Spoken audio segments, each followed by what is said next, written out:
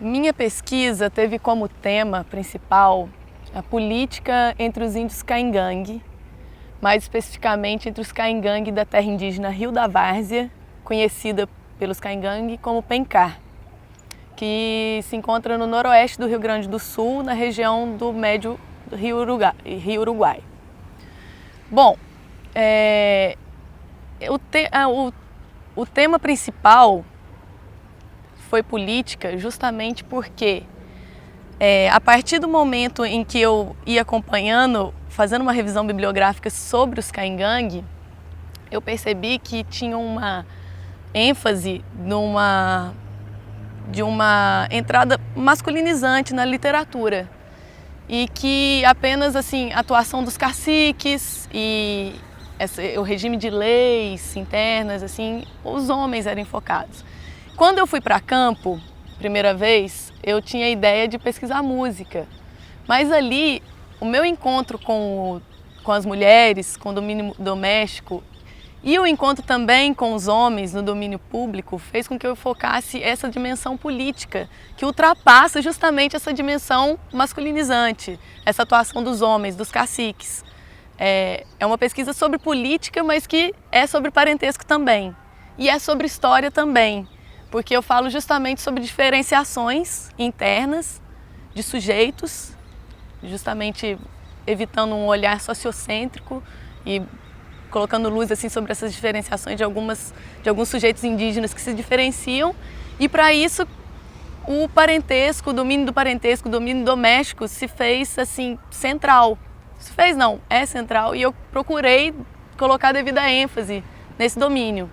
Então as mulheres foram centrais para a minha pesquisa, porque elas revelaram assim a principal figura de proeminência em Pencar era uma mulher, Dona Laurinda, uma pessoa que concentrava em torno de si muitas pessoas, que foi central para a ocupação daquele local e foi central para a constituição daquele coletivo e também para a constituição, para a legitimação política dali, para a delimitação territorial. Então, é por aí, assim, eu não sei se é sobre política, parentesco e história de um coletivo Caingangue no noroeste do Rio Grande do Sul, muito pouco conhecido. E quando se vai falar sobre os Caingangue, sobre essas lideranças, sobre essa chefia que é tão proeminente, tão conhecida, os Caingangue são muito conhecidos por essa cacicança. Se esquece, não se coloca luz sobre as mulheres, né? E elas são as figuras centrais. Aí isso eu volto a bater nessa tecla, assim, porque elas são essas relações de consanguinidade entre as mulheres, essa proximidade, solidariedade entre elas, são assim, eu vi como assim o eixo principal de constituição dos grupos. Então, eu acho que hoje você vai falar, sabe, de política e Caingangue, eu espero ter contribuído para outros trabalhos. Assim, eu dialoguei muito com o trabalho do Ricardo Cid, que falou sobre política Caingangue, mas a partir de um olhar masculino. Ele é pesquisador e foi excelente, né? Ele foi um pesquisador, eu inclusive chamei para minha banca. E eu espero ter contribuído nesse sentido, de ter trazido essas questões, assim, ó, de que as leis internas dos caciques que causam prisões não estão separadas do plano doméstico, das relações entre marido e mulher, das relações de criação, das relações de adoção, sabe? As figuras proeminentes, elas só são proeminentes porque elas concentram essas relações e que são as mulheres que estão ali agenciando essa concentração de relações, de sociabilidade, são elas que estão no centro, assim, né? E justamente essa mudança de foco, ter colocado luz sobre as relações entre as mulheres e ter percebido que a relação de adoção de netos pelas avós era uma relação de solidariedade, assim, máxima entre mulheres consanguíneas de diferentes relações, criavam um eixo vertical de relações que poderia ser uma crítica etnográfica justamente a esse modelo patrilinear, tão presente na literatura sobre os Caingangue. Acho que isso eu considero como uma principal contribuição desse trabalho. E outra poderia ter sido em relação justamente a essas metades clânicas, Camé e Cairu. Para quem tem uma certa familiaridade com a literatura Caingangue, eles geralmente, as pesquisas geralmente equacionam as metades Camé e Cairu com o sistema de marcas Raror e Iratei, que tem a ver com o ritual, que Raror são as marcas redondas e Iratei são as marcas listradas, que dividem as metades exogâmicas. Geralmente na literatura se considera que essas metades e esse sistema de marcas são iguais. Na convivência e na sociabilidade eu percebi que o sistema de metades remete justamente, Camé e Cairu, ao tempo mítico, ao plano do dado. E esse sistema de marcas ele remete ao plano dos agenciamentos políticos, de parentesco, construção de parentesco. Assim, nesse caso, por exemplo, a pessoa passava a ser Raror ou passava a ser Iratei, uma dessas marcas, a partir do momento que ela mudava de aldeia e queria ser parente do cacique, por exemplo. Então ela passava a construir essa marca. Ou então, por exemplo, quando a criança não tinha pai, ela pegava a marca da mãe. Já coisas que são diferentes das metades Camé e Cairu, né? Então eu aponto para essas diferenciações, eu acho que ainda tem muito a ser, vamos dizer assim, desenvolvido, desvelado, né? Pode ter muitos desdobramentos desse pequeno apontamento, assim, mas eu acho que é uma contribuição para estar pensando a respeito de um modelo que foi colocado muito como pronto sobre os caingangue. Aí parece que é simples e, na verdade, tem muitas complexidades por trás daquilo. Não por trás, está ali, né? Na vida vivida. Faz questão de fazer dedicar um capítulo à historicidade local, porque tem pouquíssimos registros, é uma memória muito oral ainda, né? Então aquilo dali pode ser transformado ainda em algum livro sobre a história desse grupo, que, como eu disse, é um grupo diferenciado, que são os caingangue que se negaram a serem aldeados. A política de aldeamento desde o século XVIII, XIX mais ou menos, eles foram os índios que foram para a mata. E ali eles ficaram e resistiram às investidas dos brancos. E durante a década de 60, mais ou menos, transformaram a terra que eles ocupavam em parque florestal. Então eles sofreram muitas investidas, assim, violentas mesmo, né? Queimavam suas casas. E as pessoas que viveram isso na década de 60, que sofreram esse tipo de, vamos dizer assim, de ataque mesmo, elas estão vivas e elas contam a respeito dessa ocupação, de como que elas resistiram a essas investidas do Estado. E isso não está escrito em lugar nenhum, né? Então eu acho que a partir do momento que você consegue tá dialogando com esses sujeitos e registrando isso aí, a partir das suas narrativas, isso aí pode ser um material utilizado pelos professores, né? Eu espero, sinceramente, que isso aí eles se apropriem desse material, né? Porque eu conversei com os troncos velhos, né? Tá ali aquele material.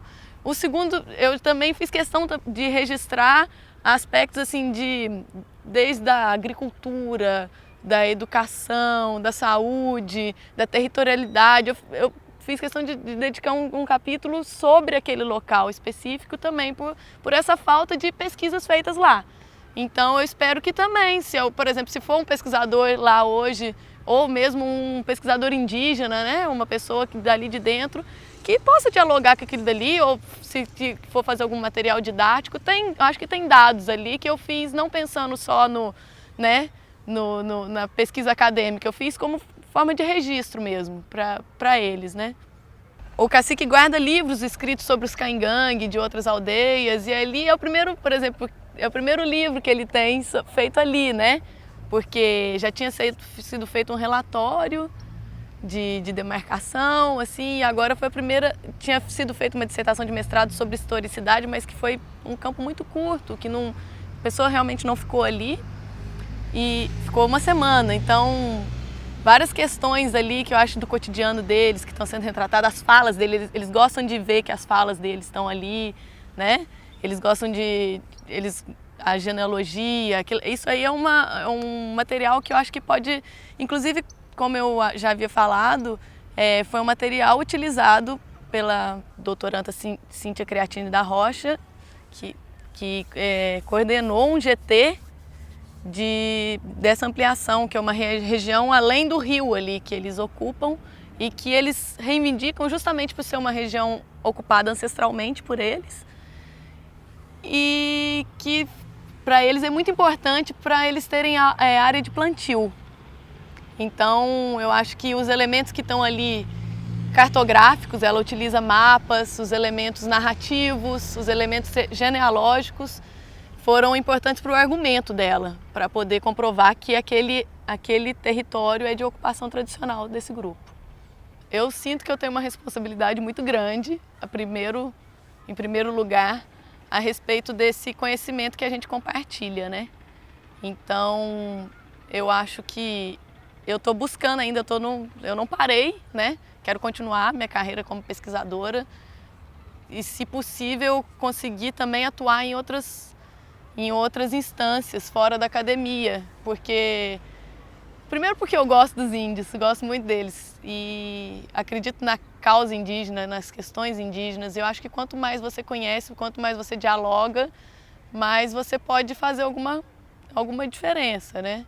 E eu acho que se você tem uma experiência tão de alteridade, tão diferente assim do que você está vivendo, isso aí para você tá dialogando. Eu, enquanto pesquisadora, né, trazer esse conhecimento para mim é válido justamente para alargar meu campo de experiência mesmo, né? Para mim, hoje é mais fácil conversar com outros indígenas, justamente porque eu tive aquela experiência. E eu acho que não só indígenas, com as diferenças, você acaba alargando sua experiência mesmo, né? Seu campo de atuação. A gente deixa de ser tão, vamos dizer assim, estanque, né? A gente se desloca, a gente perde o chão e isso faz de você uma pessoa que pode se jogar mais. Isso como pessoa. Agora, eu acho enquanto todo, pergunta um pouco difícil, né? Eu só espero assim que os caingangue possam circular mais, assim, que as pessoas possam conhecer um pouco mais sobre os caingangue, sabe? Porque eu acho que tem muito preconceito ainda mesmo sobre quem são os caingangue, principalmente aos redores, nas regiões aos redores assim das aldeias, eles ainda são os bugres, sabe? É bem triste mesmo, é um preconceito ainda que você acha que está lá no século XVIII, mas que está hoje, assim. Então tem muito pouco conhecimento sobre esses índios. Os índios eles são os moradores daqui do Brasil e eles estão no processo, eles estão se fortalecendo, sabe? Hoje a política, lógico que a gente está numa época de desafio político enorme, né? Que as questões territoriais estão sendo solapadas, assim, de um jeito que não estiveram há muito tempo, estão querendo tirar direitos que foram conseguidos na Constituição de 88. A gente está passando por um momento muito crítico, mas os índios, em contrapartida, eles estão se organizando. E eu acho que eles têm muito a ensinar para nós, né, os brasileiros, né? Assim,